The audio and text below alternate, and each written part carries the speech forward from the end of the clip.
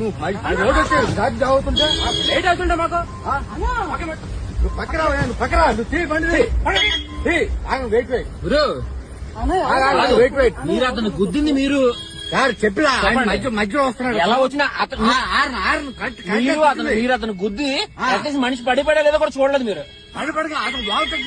మీరు అట్లీస్ట్ మీరు అతనికి సారీ అని చెప్పాలి. మీరు అతనికి సారీ అని మీరు చెప్పాలి.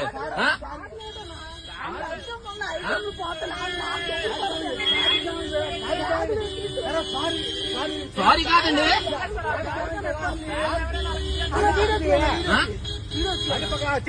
తీస్తాను సార్, తీస్తాను, పర్లేదు. రాసుకోవాలి